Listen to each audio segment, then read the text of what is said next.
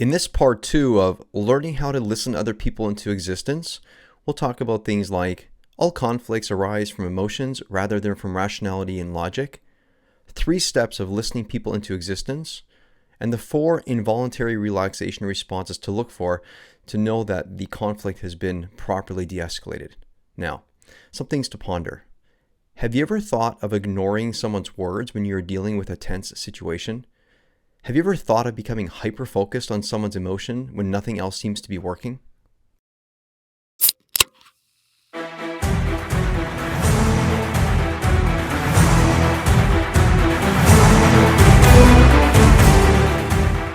Welcome to Weekly Wins and Losses. My name is James Hepner, former real estate entrepreneur turned self-development hacker, coach, and fulfillment strategist.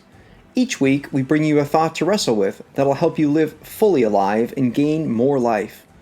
Real life is made up of both wins and losses. Both were designed for your good. That's basic reality. Without facing and learning how to embrace your losses for greater gain, you miss out. You leave 50% of your life experience on the table. So with that, let's begin the show.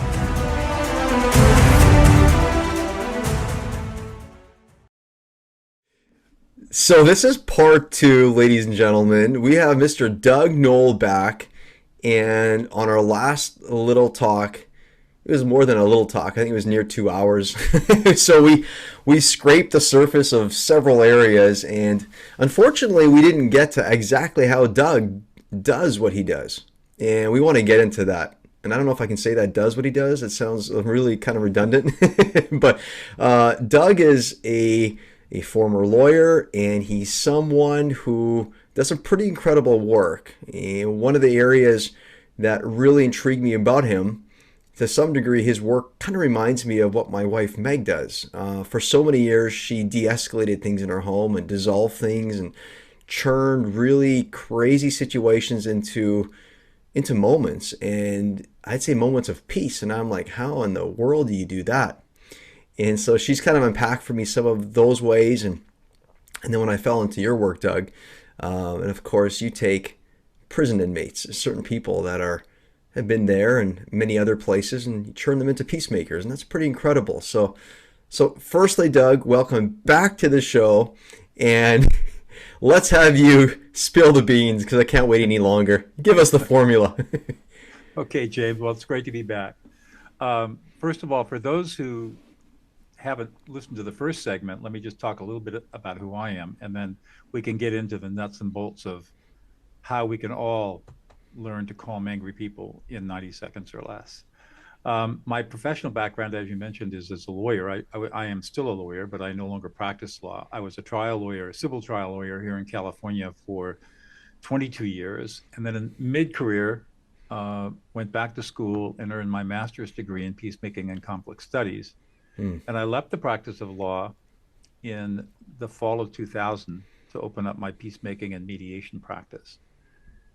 One of the skills that I did not have and never learned in my amazing graduate program was how to calm angry people down. Everybody was relying on the old Thomas Gordon active listening stuff with the I statements, which had morphed into Marshall Rosenberg's nonviolent communication. Now it's called compassionate communication, still using I statements. And it was my experience, and the experience of just about everybody that I worked with, that when you use an I statement to calm somebody down, you only make things worse because people hate that smarmy, manipulative way of being. I started studying neuroscience long before people even knew what neuroscience was, in the mid 1990s. So I'd become very steeped in the theory of emotions in the brain because conflict is emotional. And as a peacemaker, I needed to understand, why do we fight? Why do we have this conflict, interpersonal conflict? So I think it all led up to a situation where in 2005, I was engaged in a very difficult mediation between a divorced couple and could not figure out a way to calm them down. And suddenly the thought came to me, listen to the emotions. And I had them do that, and the result was absolutely transformative. I've never seen anything like it before in my life. Well, I knew what I did, and so in subsequent mediations where there was high conflict, I did the same thing, and I got the same results. And now I'm saying, well, why is this working the way that it is? And I'm going to talk about what this is. It's the core skill that we'll get to in a moment. And it turns out that in 2007, Matthew Lieberman, a neuroscientist at UCLA, published a brain scanning study that shows when you engage in this process called affect, AFFECT labeling, affect labeling, that magic happens in the brain. And it happens automatically, and it happens unconsciously, and the angry person can't prevent it from happening. Wow. You just can't block it. And what basically happens is when your brain becomes escalated and emotional, the emotional centers of the brain are overwhelming everything else. And this is this feeling of overwhelm we get when we're super emotional. And we can't think anymore. Without getting deep into the science of what happens, we basically get cut off from our ability to recognize our own emotional state. And that just escalates us more and more and more. But when somebody takes the time to tell us how we're feeling, specifically describing our emotions in the moment, the emotional centers of the brain are inhibited, and a part of the brain called the right ventrolateral prefrontal cortex is activated. That's our executive function. So we literally calm down the emotional centers and turn on the thinking part of the brain of this angry person. And it takes about 90 seconds. Wow. And they go from rage to calm that fast. And this is what I discovered. And now I have the science to support it. And so for the past 15, 20 years, I've been teaching this. My fourth book is all about this.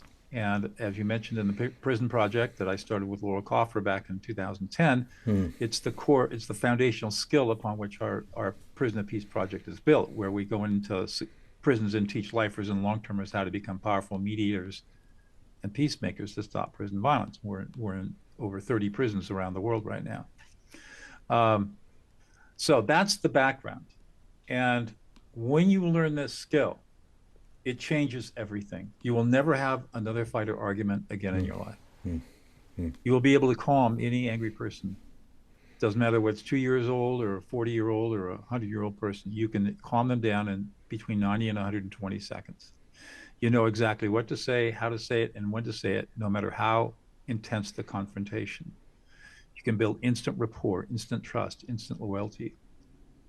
If you're a leader, this is how you become the leader that everyone wants to follow. Because when you learn how to listen to emotions rather than to words, you're touching people at a deep level. I call it listening other people into existence. All right, does that set up enough bait for everybody Yeah. to want to learn how to do this? I'm taking notes, and I got I think almost one index card full already. So to me, there's a lot of bait there. So absolutely. Right, so let's start with some basic philosophical stuff. We got to have a mindset to do this correctly. And the first mindset is we have to get away from the idea that human beings are rational. And we talked about this in the last session. It's really important to understand that we've been fed a lie for 4,000 years, and that is what separates us humans from other species, is rationality and reasoning. It's just not true.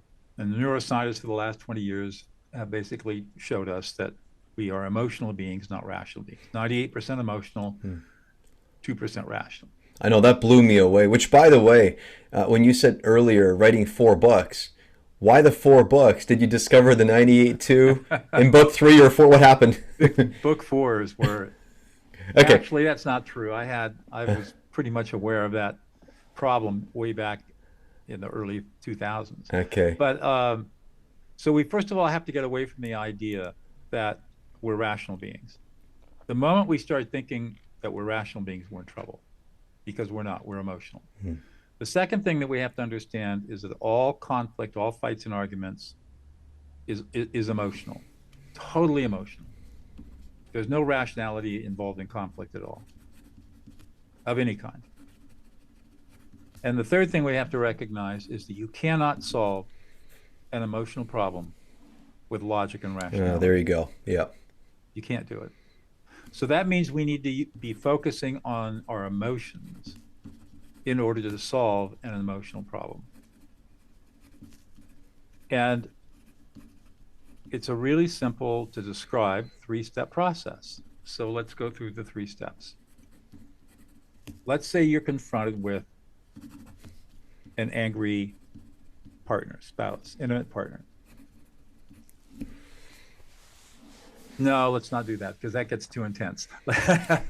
Let's imagine a friend who's really angry. And the friend could be angry at you or could be angry at somebody else or angry at a situation. But you have a need or a desire to calm this person down. The first thing you're going to do is ignore their angry words. Mm-hmm. It doesn't, if they're shouting and screaming at you, spitting in your face, they're so mad. If you listen to their words, you're likely to become triggered. Mm-hmm. And now you're lost. You get sucked into the cyclone of conflict and you have no hope. So we have to learn how to turn off the noise. We have to turn the words into noise. We make those words white noise. Mm-hmm. And when we do that, two things happen. One, of course, we prevent ourselves from getting triggered to begin with. And two, we're freeing up space on our brain to do the next two steps. So the first practice is learning how not to listen, which is a little challenging because we've been trained to listen from the time we were tiny little children. And we have to now go against all that programming and learn how to not listen. We're going to ignore the words. Now, it's important. We're not going to ignore the person. We're just ignoring the words because words only constitute 7% of the total communication. And we want to pay attention to that 93% that's really important, not the 7% that we've heard those angry words before. There's no new news there. All right, second step. And by the way, before you get into second step, listeners, just tap in. What does it feel like to finally have something you can say to your partner if you are having a fight with your partner? And they say you're not listening, and you go, exactly, I'm not listening. What does that feel like? Anyway. But it turns out you really are listening. But you're listening deeper. Very deep level. Yeah. Yeah, you're not on your phone scrolling. No, you're not on your phone scrolling. So the first step is ignore the words. The second step is to read the emotional data field of this upset person. Now that's big language, right? Read the emotional data field. Well, I think of emotions as data. It's information, just like numbers on a spreadsheet. And the beauty of this is that we are hardwired as human beings to read each other's emotional data fields automatically, effortlessly, and accurately. And this is all rooted in evolutionary biology. You know, we've only had language as human beings for 230,000 years. Wow, that's where empathy obviously kicks in. Like we all have. We have these hardwired. We'll get to empathy in a minute, but we're hard. How did hominids communicate with each other before our brains developed enough that we could form language? For millions of years, through emotions. Yeah, a baby can do it, right? Yeah, we became very sensitive to watching other people's facial expressions, the sounds they made, their body language, all this information. This is data that our brains are hardwired to absorb and understand and interpret. So we've got to learn how to read the emotions. And part of the reason that it's so hard for people to read emotions is because they haven't been trained in how to do it. And so I like to talk about structured and unstructured data.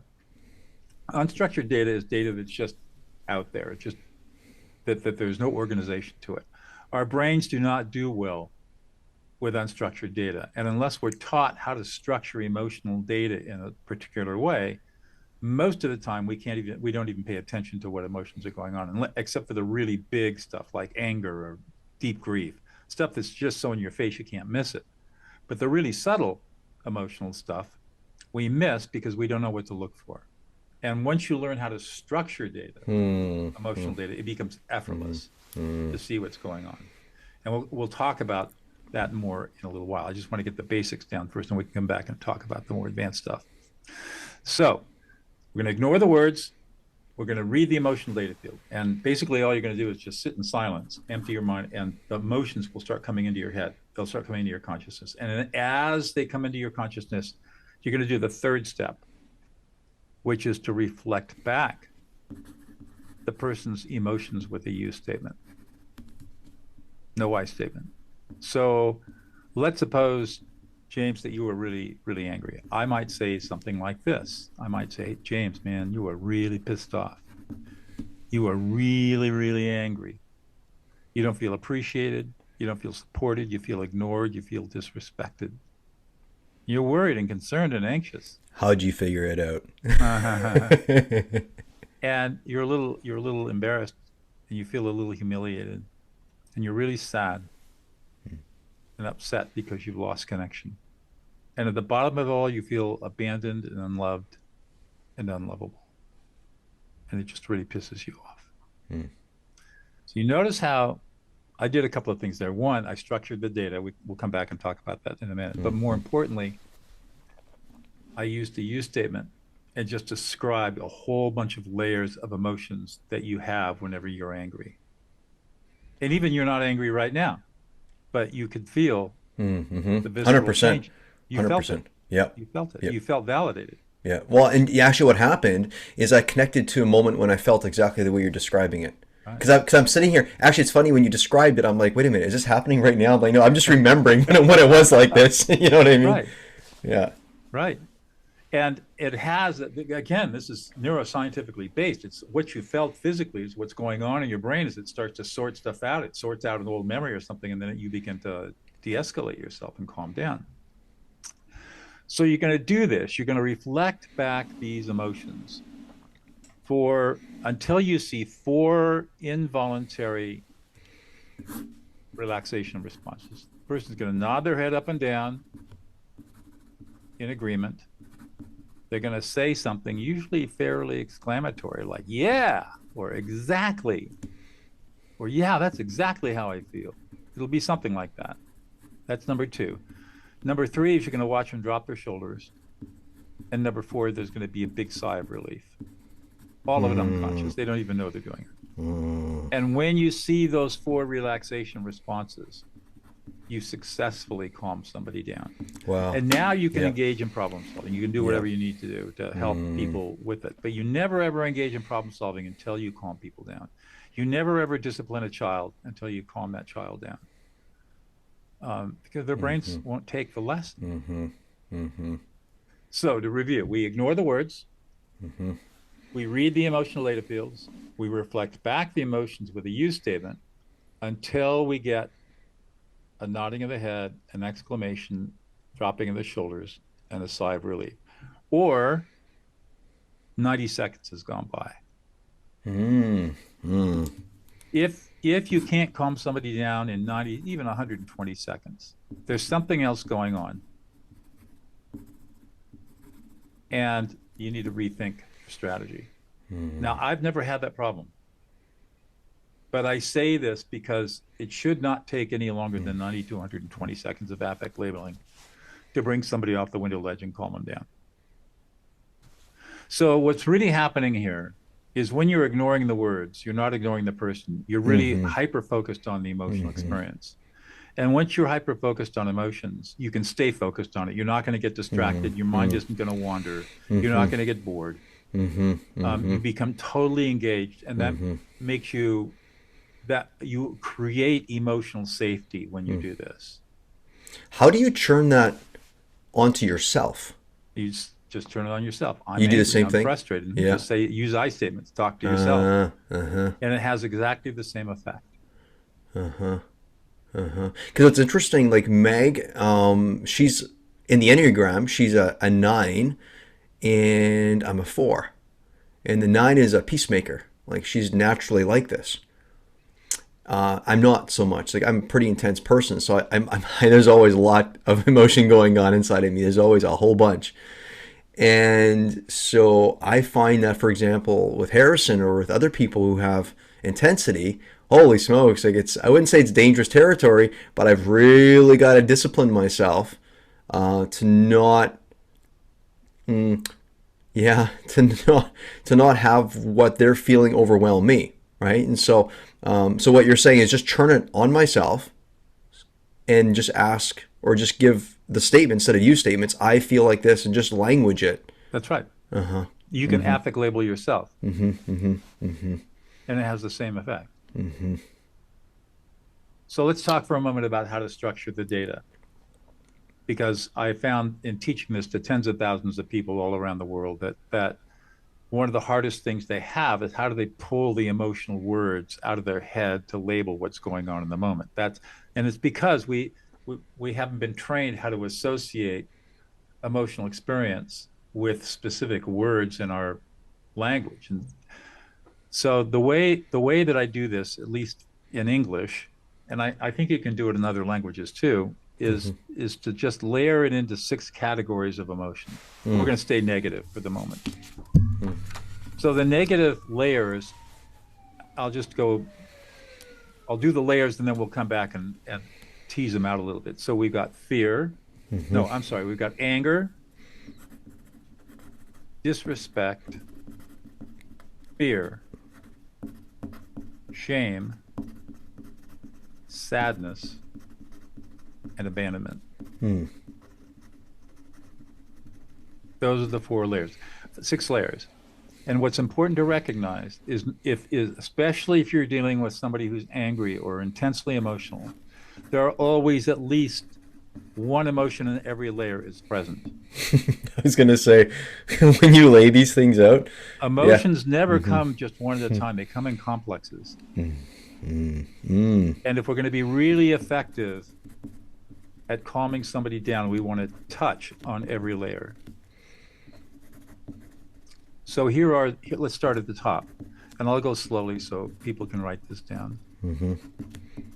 All right, we're going to start with the anger emotions. Anger has a broad continuum from mild annoyance to extreme rage. Mm-hmm. And the most common emotions we see are sort of everyday anger and frustration is number two. So the two words that you really want to have in this first layer are angry, frustrated, pissed off, Mm-hmm. words like that. Mm-hmm. The second layer has to do really with what I call dignitary feelings. So disrespect, Mm-hmm.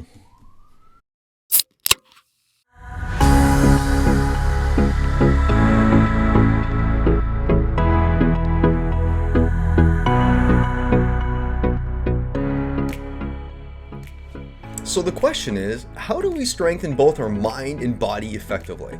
Maybe I should add, why is strengthening our mind and body even something that we might want to seriously consider implementing on a daily basis?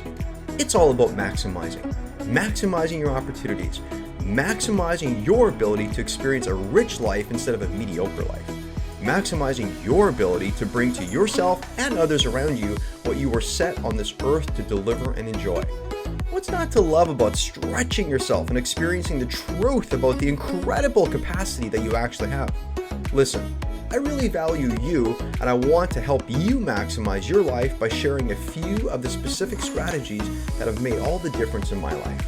I want you to feel mentally and physically strong so you'll be well prepared when you're most needed, so that your mind and body will be entrained to know exactly what to do when others are running for the exit signs, and so that you'll activate your ability to easily identify the opportunity no matter how challenging the situation. So, I've carefully put together a well-curated resource that will make it super easy for you. Simply go to www.jameshepner.com/self-help hacker, where you will be able to see some of my favorite books and specific biohacking modalities, supplements, and biohacking experiences that will allow you to feed your mind and body the specific and exact ingredients that will give you the mental and physical edge. Now, I should note, you'll see listed a grouping of biohacking experiences like whole body cryotherapy, bone density, etc., that you can experience at our biohacking lab located on the west coast of Canada in White Rock, BC. If you live nearby, feel free to book your session as you wish. Also, you'll want to take note of the specific discount code section that allows you to purchase products from my favorite vendors anywhere from 10 to 25% off by simply using the discount code JAMES. I hope you enjoy. To your life force, to your strength, here we go. the second layer has to do really with what I call dignitary feelings. So disrespect, Mm-hmm. being treated unfairly or unjustly, being ignored, not being listened to or heard, not feeling supported, feeling unappreciated. The third layer, the fear emotions: fear, anxiety, scared, worried, concerned, frightened, terrified. Notice that all these words in these layers all have various levels of intensity, meaning Mm-hmm. intensity. So you're going to pick the words that are appropriate to the intensity of the experience Mm-hmm. that the person is having. So those are the fear emotions. The next layer down is really easy: shame, embarrassment, humiliation, and guilt. Just four. The next layer below that, sadness. So you could have sadness, grief, upset, distress, depression, depressed, unhappy, words like that. And the fifth layer, which is where a lot of emotion comes from, is a feeling like you've been abandoned, you're all alone, and you're unlovable. You're not worthy of being loved. So, how do you use these six layers? It's really simple. You just look at the upset person, and what's the first emotion that you see? Anger. Obviously, for an angry person, it's going to be anger. Mm-hmm. So you'll say something like, you'll just start off. It becomes rote after a while because humans are so predictable in their emotions. You'll just start off and say, just like I did with you. I'll just say, so, James, you're really pissed off, man. You're really frustrated and you're really angry. I just hit the first layer. Mm-hmm. Then, depending on the circumstance, I'm going to go to the second layer. I'm going to say, all right, you feel disrespected. You feel ignored. Nobody appreciates you. You feel completely unsupported.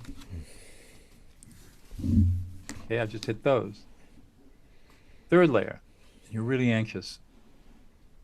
You're anxious about the relationship. You're anxious about what's going to happen next, and you're worried and concerned. And then you go to the next layer, and you're embarrassed and even a little humiliated. And then you go to the next layer, and you're really sad, and you're worried and concerned and upset and distressed. That's layer five. Now we go to layer six. And really, you feel really abandoned. You feel like you're all alone. Nobody loves you, and you're completely unlovable. And you feel like you've lost all connections with everything. It's interesting how sequentially, what this brings to heart for me is they say that anger is quite distant from love, but sadness is getting very close.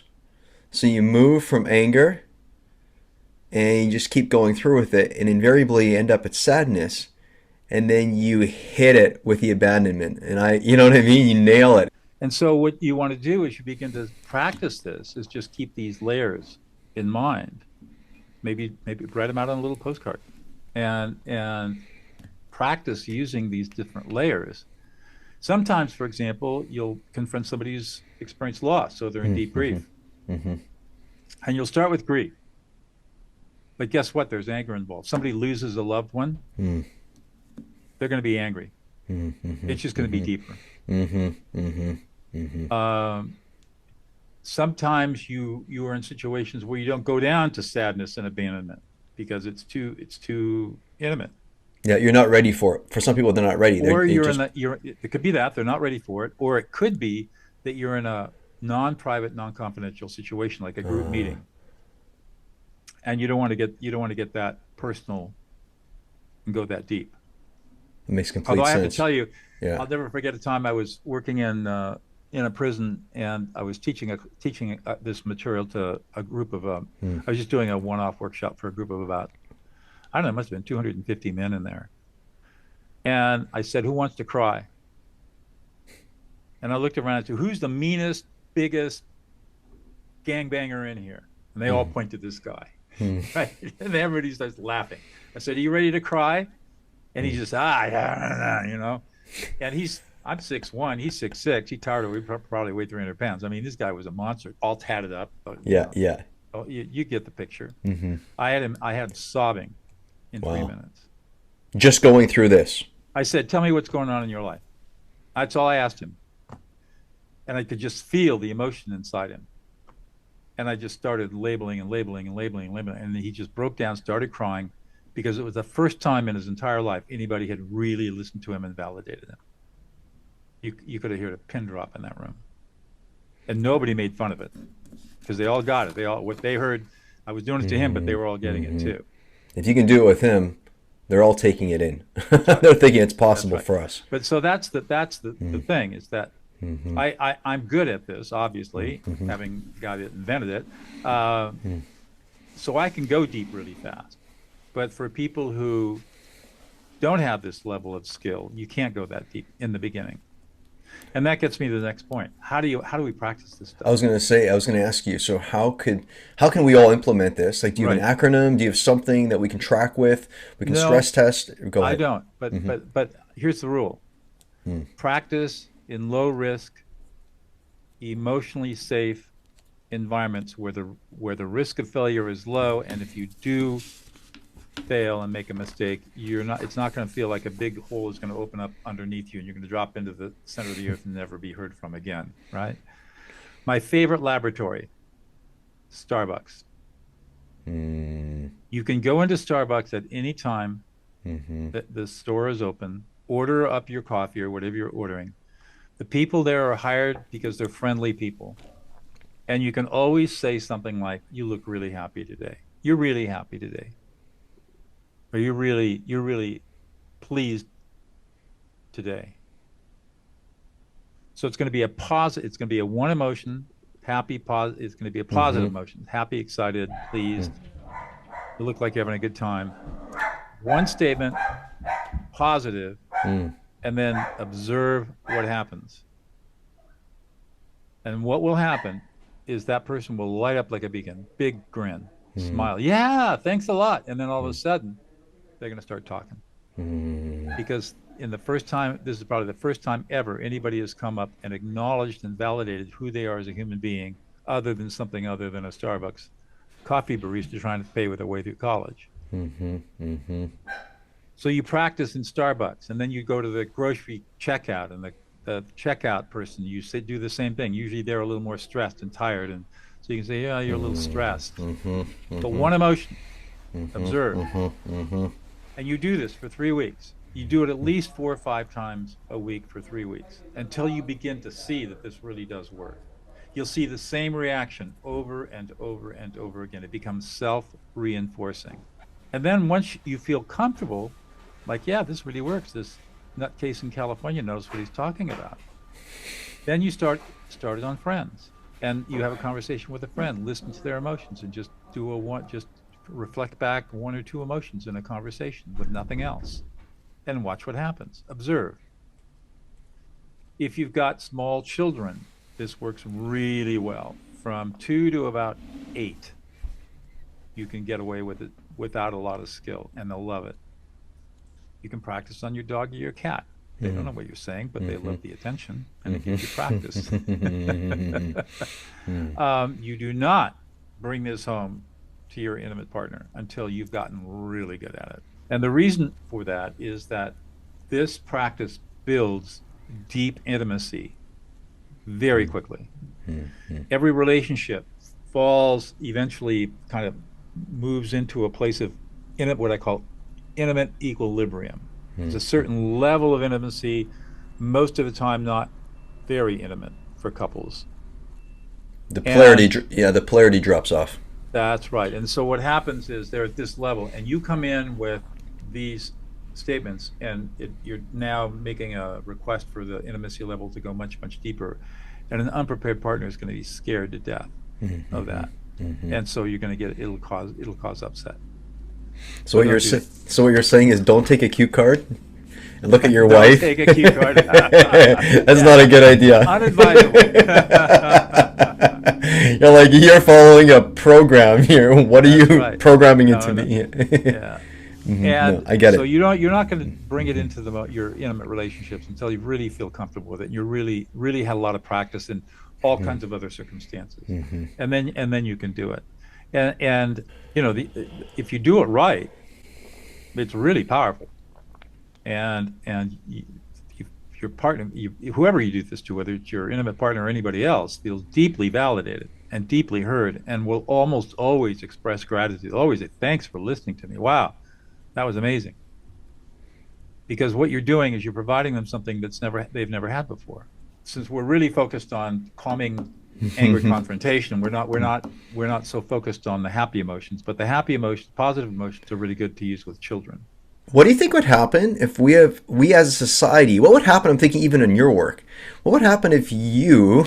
I'm just putting myself to task on this, but to literally task myself with saying, okay, stage one of this whole whatever work we're doing here is to get into the those heavy emotions, and then stage two, it's like the work hasn't been done until we fulfill and get really proficient at these lighter emotions. Because I'm thinking to myself, gosh, you're right. Like to pull people out of like despair and deep suffering and agony, like that's pretty incredible. And I'm also thinking like to stand next to someone who, like you say, is feeling happy at Starbucks. The only thing is, unless they're acknowledged, I'm not saying they're going to become a murderer and end up in prison. The only thing is we need to acknowledge these people. So I You correct me if I'm validate wrong, them. but it's equally important. That is, you validate them. It's what I call listening other people into existence. Yeah. There are very few people who have ever really truly been heard in their lives.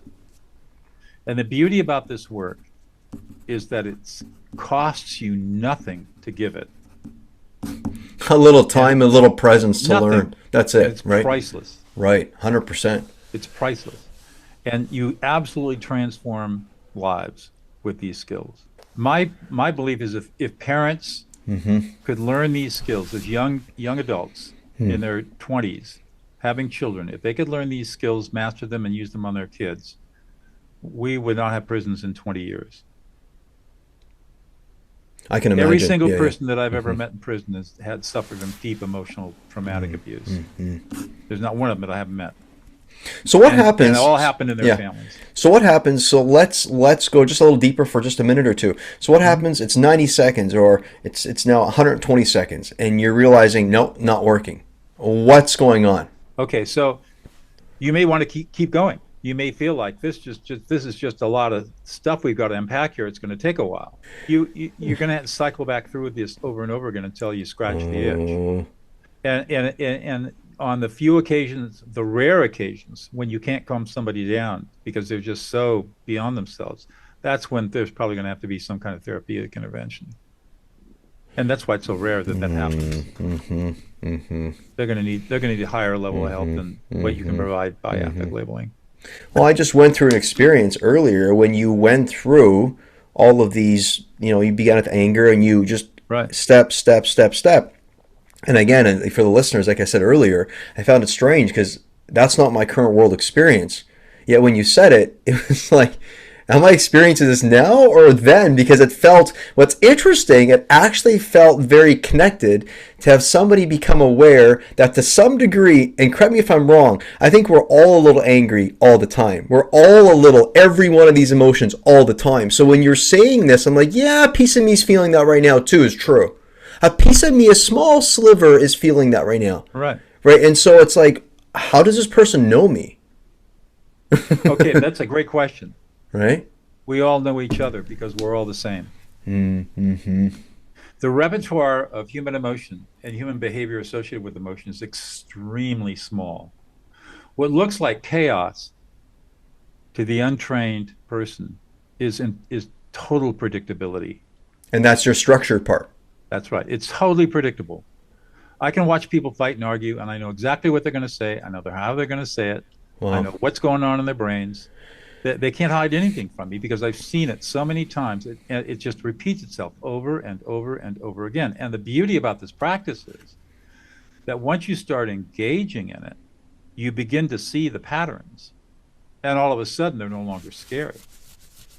And it becomes easier and easier to ignore the words and to read the emotions and to reflect, because you say, I've seen this before. I know exactly what's going on here. So how did you Stop stumble this. into this? Did you stumble into this when you were an active practicing lawyer? Is No, that? I stumbled into it as a practicing mediator, and Huh. my back was up against the wall because I had no way to calm down this couple that, had there been knives on the table, there would have been blood on the floor. Hmm.